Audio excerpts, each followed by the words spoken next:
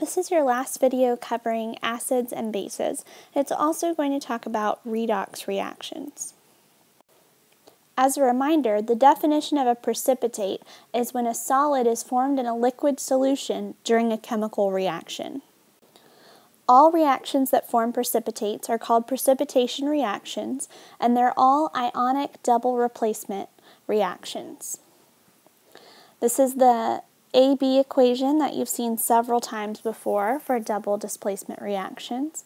And here's an example. In this example, we're starting with silver nitrate plus sodium chloride, and that should be an arrow. And then it's producing a solid precipitate of silver chloride and a liquid sodium nitrate. Acid-base reactions are chemical reactions that occur between an acid and a base. Remember that when you have an acid and a base, and those go through a chemical reaction, they produce salt plus water. So an example is hydrochloric acid plus sodium hydroxide, and that produces sodium chloride, which is a salt, and H2O, water. As a quick reminder, acids are compounds that contain hydrogen ions in combination with an anion, which is a negative ion. Examples of common acids are hydrochloric acid and sulfuric acid.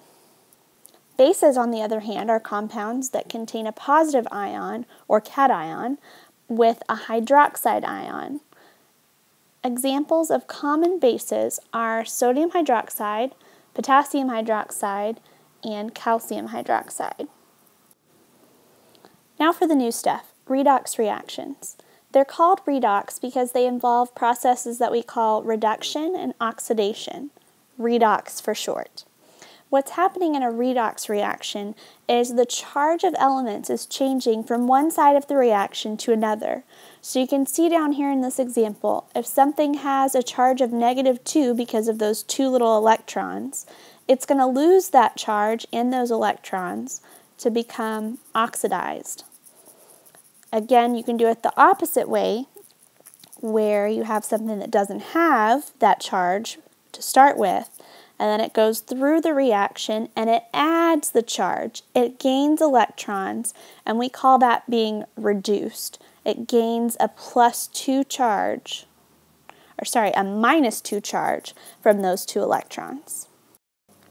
So to summarize, if something is going through oxidation, that means it's gaining an oxygen and it's losing electrons.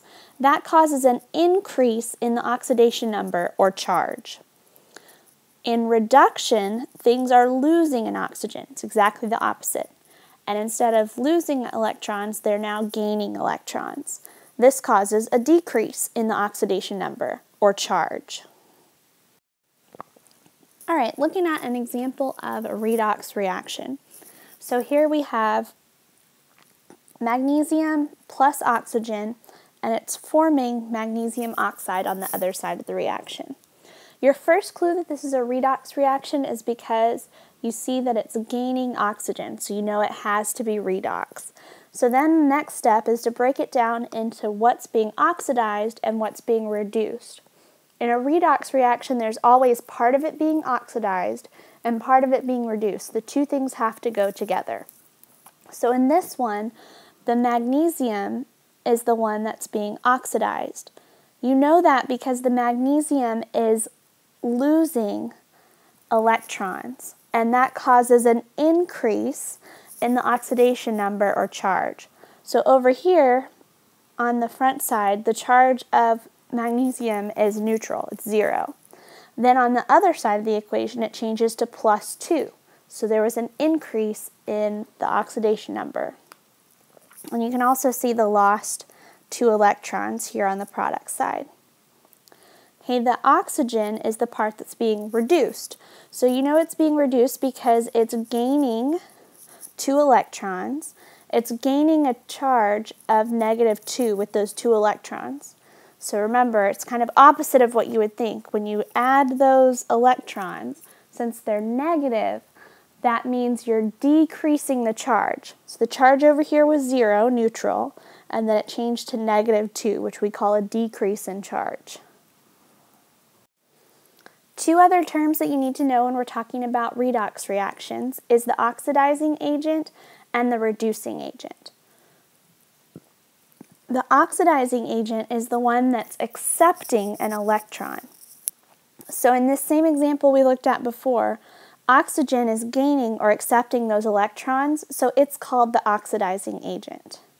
The reducing agent is the one that's giving up or donating the electrons, the electron donor. So in the same example, our Mg is the one that's losing those electrons, so it's the reducing agent.